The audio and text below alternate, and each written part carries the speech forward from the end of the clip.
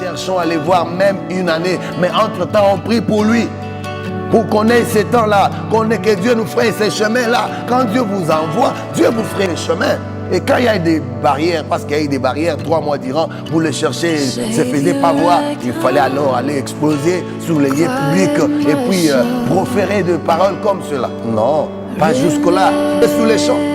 C'est ce que je fais avec toi. Je te reproche pour ton bien. Le prophète Isaïe n'a pas dit, non, non, je vais attendre jusqu'à ce que le roi vienne me chercher. Oh, mon frère, me cherche la sagesse. Que toute personne soit soumise aux autorités supérieures. Toute personne. Qui que tu sois, toute personne. Nous avons vu les Daniel, les Shadrach, devant les épreuves comme ça. Malgré ils avaient raison. Malgré le fait qu'ils les attendaient et la fosse au lion, ils disaient que le roi vive. Ils souhaitaient au roi, ils l'ont dit. Ils avaient une considération envers le roi, les établis, les autorités supérieures.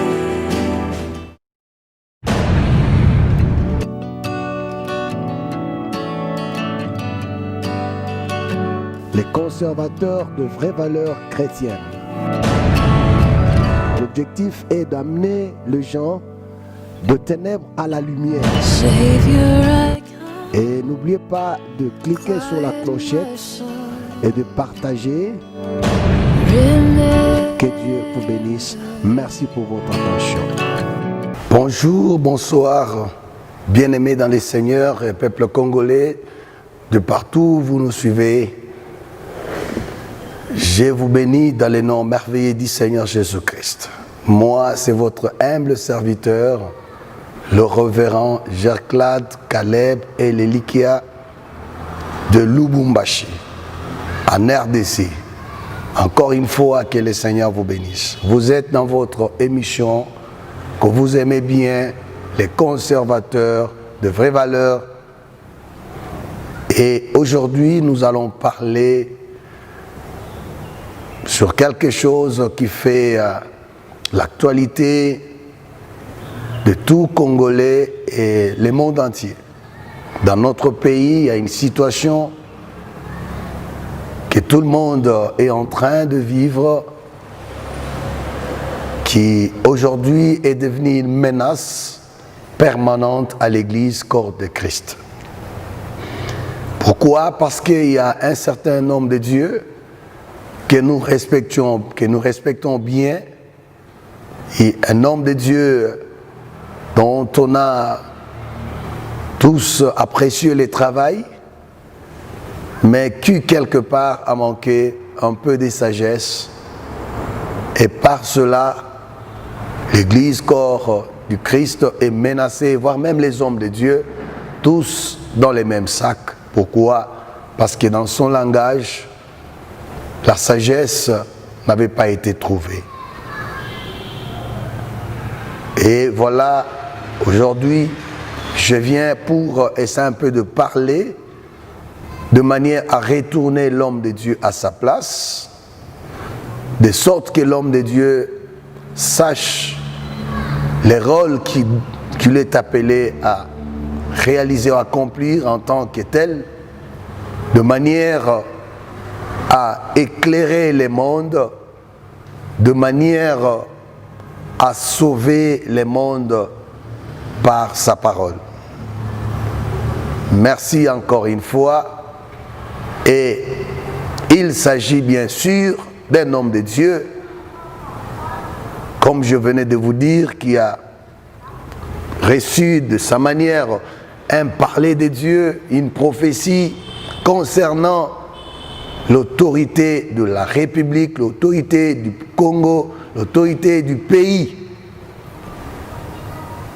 Son Excellence, Monsieur le Président de la République, et pour lui, selon ce qu'il a eu de la part de Dieu, supposons,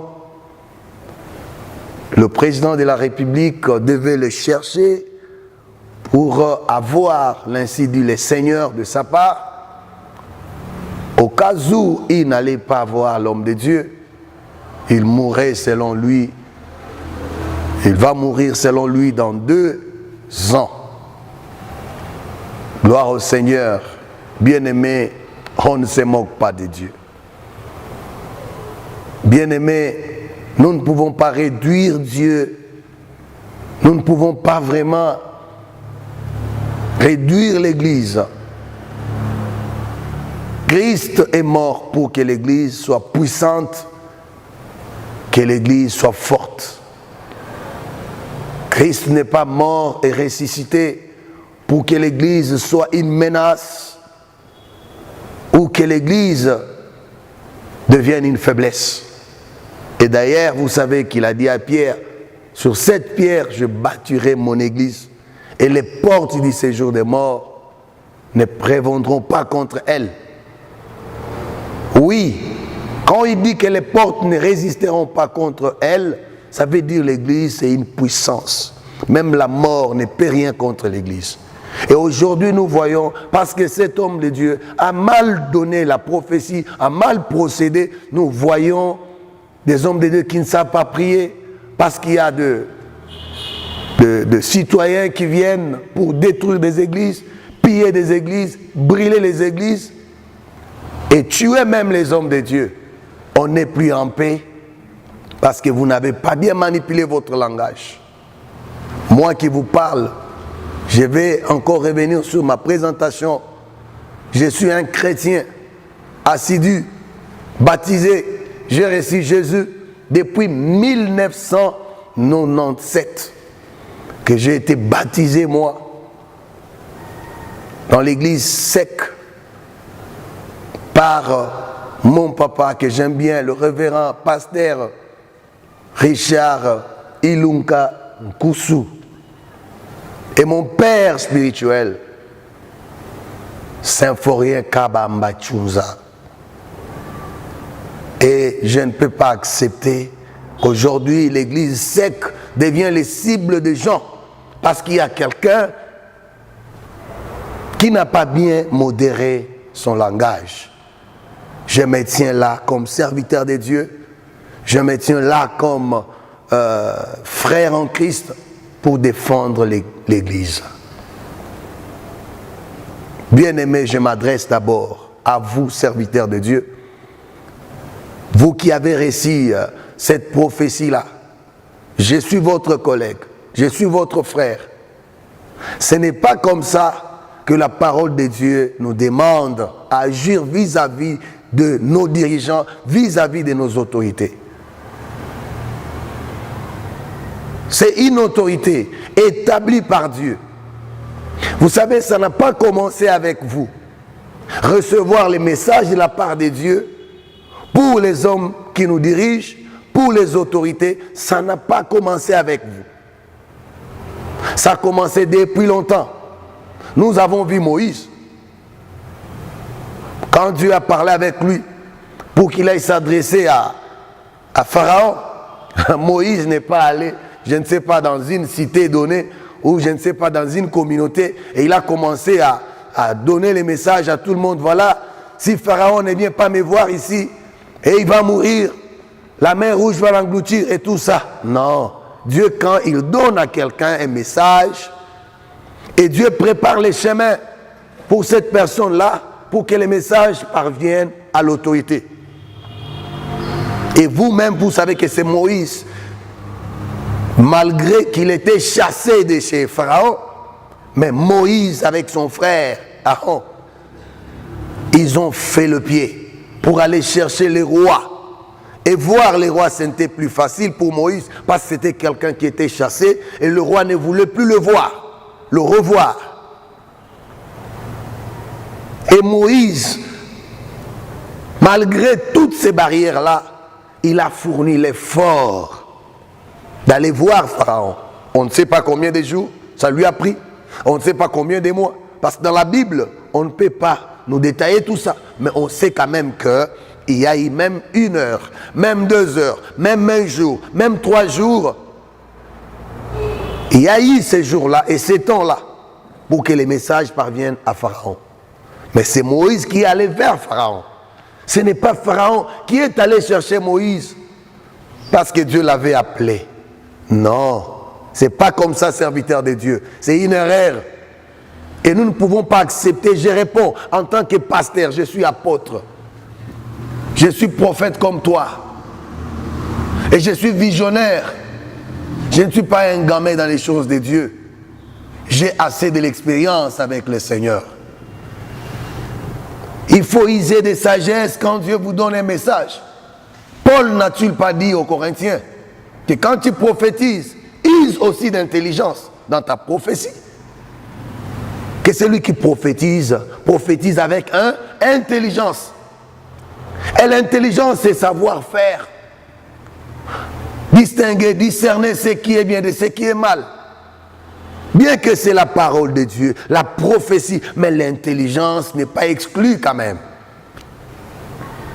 On ne peut pas aujourd'hui, parce que tel vous avez parlé là-bas, vous avez quand même la facilité des mass médias, et vous avez la facilité de parler, tout le monde vous écoute, et vous utilisez votre langage, votre prophétie pour exposer toute une communauté chrétienne. Mais on ne peut pas se taire quand même jusque-là. On est venu pour répondre, bien-aimés. Ce n'est pas seulement Moïse. Vous allez lire avec moi. Il y a un prophète reconnu d'ailleurs. C'était un prophète reconnu, un prophète réputé, un prophète craint dans la Bible. Il a reçu aussi les messages. Et ces prophètes-là, ne s'est pas hasardé. Les messages qu'il a reçus, c'était un message de la part de Dieu, mais qui concernait un roi. Un roi qui, pour Dieu, ne pouvait plus continuer à vivre. Il devait mourir. Et Dieu avait dit à son serviteur, le prophète, d'aller s'adresser à ces rois-là, Ézéchias. Je sais que vous connaissez l'histoire. Et lui dire de donner ses ordres à sa maison, parce qu'il devait mourir. Mais qu'est-ce que ce roi-là, qu'est-ce que ce prophète-là a fait? Est-ce qu'il s'est tenu sur un podium, sur un lieu public, pour commencer à livrer la prophétie du roi aux gens? Mais il faut avoir quand même d'estime, même pour le roi, parce que la Bible dit toute autorité vient de Dieu. Même les institutions là, elles viennent aussi de Dieu. Lisons avec moi la Bible.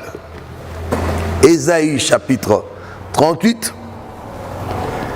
verset 1er, je lis la parole du Seigneur. Ésaïe chapitre 38, verset 1er, je lis la parole du Seigneur. Et je suis en train de descendre doucement et doucement. En ces temps-là, Ézéchias fut malade. Ézéchias, c'est le roi de Juda.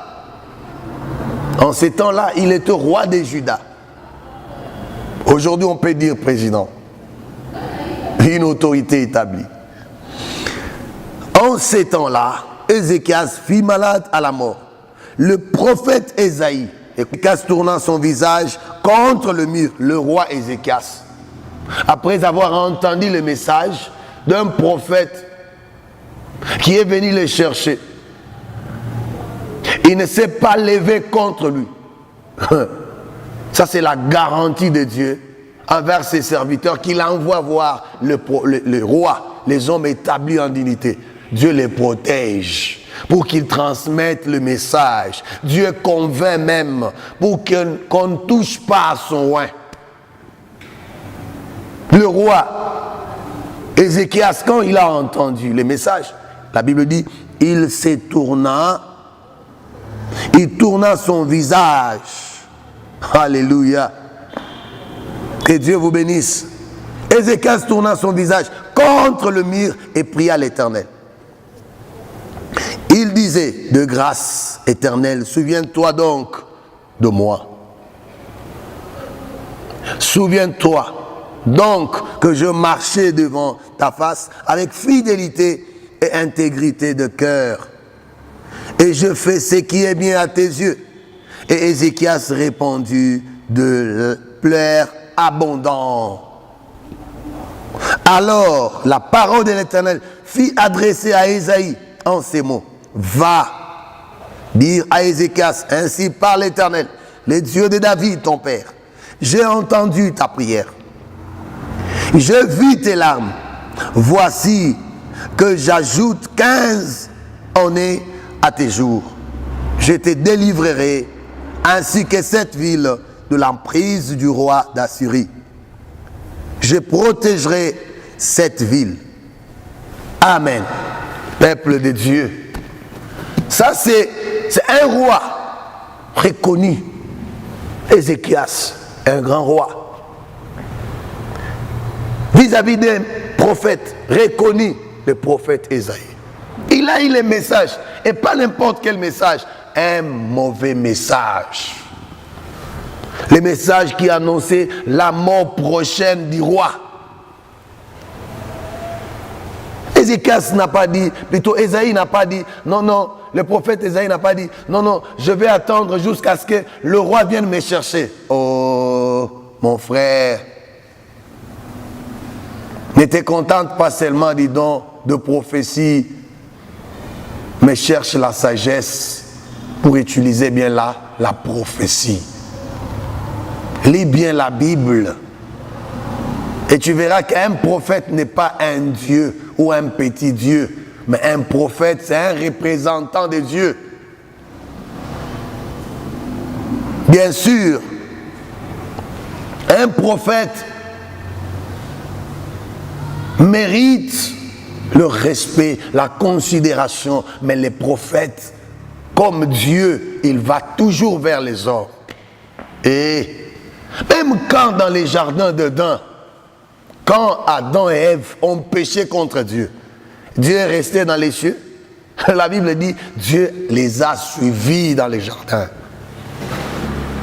Prophète de Dieu, je suis ton collègue, je te dis, je ne suis pas un parvenu. J'ai une histoire avec Jésus. Que là, je ne vous trompe pas. J'ai une histoire avec Jésus. Ma conversion. Moi, j'ai été baptisé depuis 1997. Moi, jusqu'alors, je sers Jésus. Alors, je vous dis, tel que vous êtes là, si vous incarnez Jésus, Jésus, c'est l'humilité. Jésus n'est pas l'orgueil.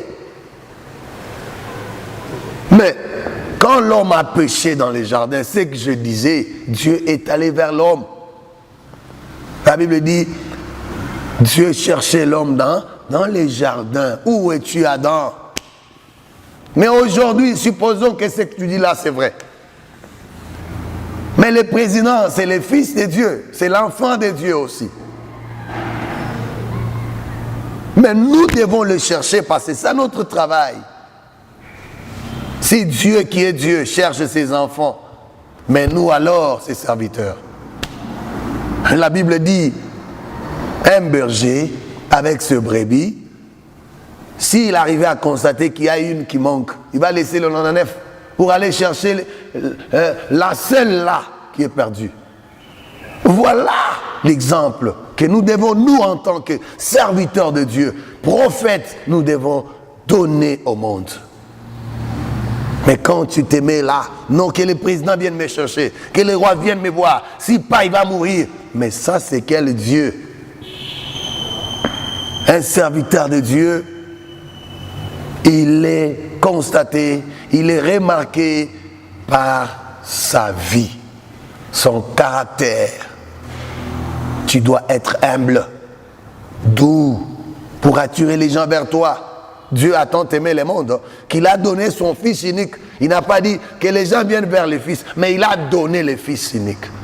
Enfin, qu'on croit en lui, ne périsse point, mais qu'il ait la vie éternelle. Bien-aimé prophète, tu dois te repentir. Moi, je ne m'oppose pas au message de Dieu que tu as. Ça peut être vrai, ces messages-là, mais les procédures sont très néfastes. Très mauvaises. Tu dois te repentir. Tu dois chercher la vraie procédure. Tu dois prêcher l'humilité. Tu dois prêcher l'humilité. Pourquoi se faire insulter? Pourquoi se faire insulter? Il y a des congrégations dont nous, les pentecôtistes, des fois nous imaginons qu'ils ne connaissent pas Dieu, qu'ils n'ont pas Dieu, mais vraiment, ils respectent les établis, ils respectent les autorités, ils font le respect, ils font plutôt le respect de leur communauté. Mais jusqu'à quand, nous les chrétiens, les pentecôtistes, jusqu'à quand nous allons nous faire insulter, jusqu'à quand nous allons nous réduire? Il ne plus encore ces temps-là, les temps révolus.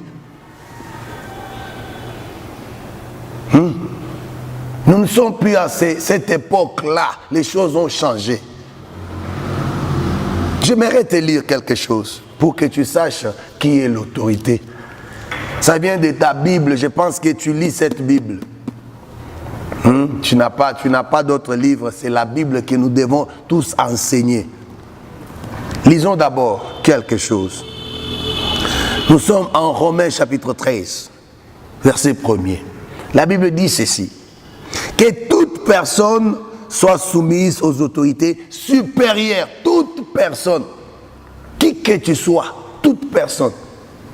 Et quand tu te mets sur une place publique, tu commences à proférer des paroles du genre, à humilier les autorités supérieures. C'est plus le respect, c'est plus la soumission, c'est plus la considération. C'est un mépris, c'est une humiliation. C'est une humiliation. Nous avons vu les Daniel, les Shadrach, devant les épreuves comme ça, malgré ils avaient raison, malgré les faits qui les attendaient et la fosse au lion, ils disaient que le roi vive. Ils souhaitaient au roi une longue vie.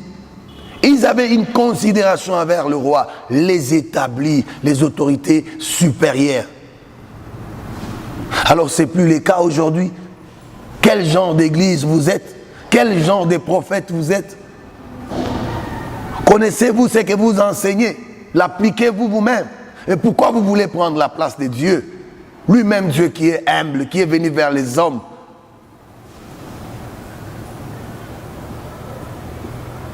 Et bien sûr, si nous voulons imiter Dieu, nous devrions montrer un bon exemple, qui est celui d'humilité. Et non celui d'orgueil, parce qu'il y a l'orgueil. Excusez-moi des termes, mais il faut que je vous les dise, parce qu'il y a plusieurs personnes.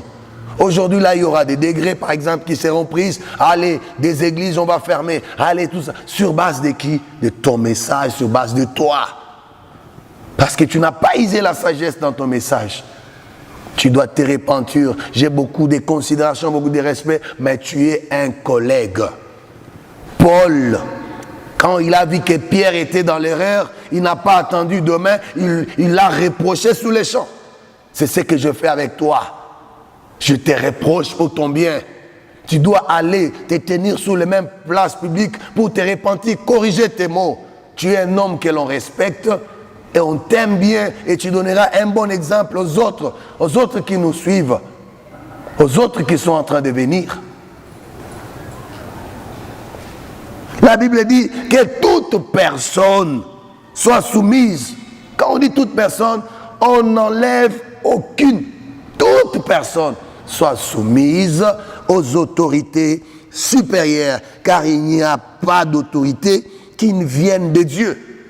Même le président de la République, même le chef quartier, même les bourgmestres, toute autorité vient de Dieu. Alléluia. Que Dieu vous bénisse si vous êtes prêts à m'écouter. Et la Bible dit, les autorités qui existent ont été instituées par Dieu. C'est Dieu qui a voulu que nous l'ayons comme président. S'il a des erreurs, si vous voyez qu'il est mal entouré, nous les hommes de Dieu, faisons-nous son conseiller. Là où il a mal parlé, là où il a mal agi, cherchons à les voir même une année. Mais entre-temps, on prie pour lui. Pour qu'on ait ces temps-là, que Dieu nous fraye ces chemins-là. Quand Dieu vous envoie, Dieu vous frayera les chemins. Et quand il y a des barrières, parce qu'il y a eu des barrières, 3 mois durant, vous les cherchez, ne se faisait pas voir, il fallait alors aller exploser sur les lieux publics et puis proférer des paroles comme cela. Non, pas jusque-là. Pas jusque-là quand même, serviteur de Dieu. Nous devons conserver cette émission. se nomment les conservateurs de vraies valeurs. Même les institutions là, ce sont des vraies valeurs. Même le président de la République, c'est une vraie valeur. Si nous les conservons bien, sans flatterie, on lui dit des choses, mais d'une manière démocratique, tout en respectant sa personne. C'est une institution établie par Dieu. Oh! Que Dieu te bénisse, parce que je sais qu'après avoir visualisé, entendu ces messages, peut-être tu vas rectifier tes paroles. Je termine avec un verset. Rappelle-leur. C'est Dieu qui me demande de te rappeler et de rappeler aux autres collègues. Parce qu'aujourd'hui, insulter le président, ça devient facile. Il faut insulter, il faut parler, il faut faire des polémiques pour se faire remarquer. Tu vas arriver où avec ça? Il faut se distinguer. Nous, les hommes, nous devons faire la distinction. La Bible dit ceci, rappelle-leur, je suis venu vous rappeler, rappelle-leur d'être soumis au gouvernement et aux autorités. C'est la Bible. Ici, Bible est nuit. Excusez-moi, je ne sais pas ceux qui ont l'Obama, j'ai dit que ini Bible est nous parce que je suis Moussouaïli. Gloire au Seigneur. Alors écoute, bien-aimé, rappelle-leur d'être soumis au gouvernement, aux autorités, d'obéir, d'être prêt à toute bonne œuvre, de ne médire de personne, d'être paisible, conciliant, plein de douceur envers tous les hommes. Bien-aimés serviteurs de Dieu, si nous sommes caractérisés par ces choses, si nous sommes caractérisés par ces choses, est-ce que vous croyez que l'homme de Dieu dans ce monde se fera encore passer pour un aventurier, pour des gens qui manquent de manières? Non, nous sommes des gens de bonnes manières, nous les hommes de Dieu. Nous sommes des gens de bons comportements, de bonnes éducations. Nous les hommes de Dieu, ne nous faisons plus insulter. Je reprends ces versets et je termine. Que Dieu nous bénisse. Je reprends pour dire, rappelle-leur d'être soumis au gouvernement. Soyez soumis au gouvernement. Je vis d'autres églises. Non, quand on est en train de chanter l'hymne national, toi passe. Ne t'arrête pas. Ne t'arrête pas devant les drapeaux. Mais qui te dit ça? Mais cherche ton pays, vas-y. La Bible nous demande d'obéir et de se soumettre. Qu'il soit soumis au gouvernement et aux autorités. Quand on parle des autorités, vous voyez les établis là, le ministre, gouverneur, bourgmestre, tout ça, les autorités politico-administratives, que ce soit des autorités militaires, je ne sais pas, toutes les autorités que vous connaissez, nous devons nous soumettre à elles, quoi. Et je termine pour dire, il nous est dit au verset 2e,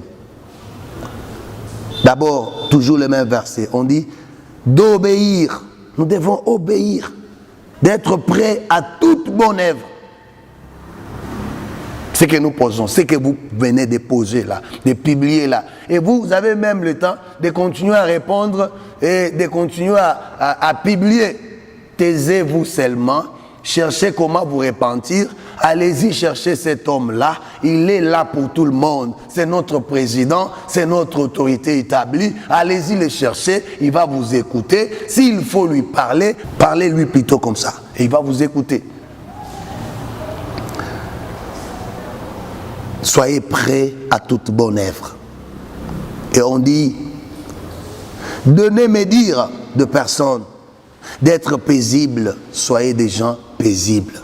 Conciliant les gens qui mettent les autres ensemble. Je vois d'autres pasteurs, d'autres prêtres, ils se tiennent là et ils prennent une partie prise pour déclarer des choses contre les gouvernements, contre les autorités, pour montrer que ce qu'il y a là, comme résultat, par exemple, des élections, c'est pas ça ce qu'il fallait être. Mais si c'est ce que tu dis là, mais qu'est-ce que ta Bible dit? Qu'est-ce que ta Bible dit? Il n'y en a pas. Alors, je vous demande de prêcher la parole de Dieu, de prêcher l'amour, de prêcher la paix et d'être naître. Nous sommes le prêtre de tous, pasteur de tous, prophète de tous, et prêchons la paix, l'amour, réconcilions les gens. La Bible dit que nous devons être réconciliants, pleins de douceur envers tous, pleins de douceur envers tous. Même s'il ne partage pas la même foi avec toi, même s'il n'est pas de ton église, même s'il n'est pas de ton pays, même s'il n'est pas de ta province, même s'il n'est pas de ta ville, même s'il n'est pas de ton village natal. Mais nous devons avoir la douceur envers tous. Aujourd'hui, les gens s'entretuent parce que les pasteurs ont mal parlé. Aujourd'hui, les gens s'empoisonnent parce que les pasteurs ont mal donné les messages. Aujourd'hui, les gens se divisent, il y a des tribalismes, il y a beaucoup de choses parce que nous prêchons mal l'évangile. Le verset qui suit est très, très, très important aussi. Verset 3.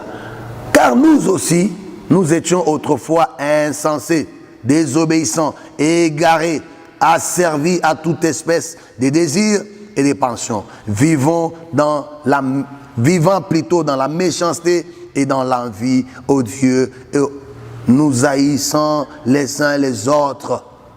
Voilà pourquoi, après avoir reçu Jésus, nous devons nous caractériser par la douceur, par le fait de réconcilier les gens, par le fait de prêcher la paix, par le fait d'être humble, par le fait de se soumettre aux autorités établies, supérieures. Que Dieu te bénisse. Alors c'était un message que je t'ai amené, mon frère, pour te dire que tu as besoin de la sagesse pour que les dons de prophétie, le ministère que tu as, soit un ministère, un don excellent, pas pour seulement toi-même, pas pour seulement ta famille, pas seulement pour ton église, mais pour toute la nation et voire même le monde entier. Alors, que Dieu te bénisse. Au président de la République, son Excellence, chef de l'État, le magistrat suprême, nous, en tant que conservateurs de vraies valeurs,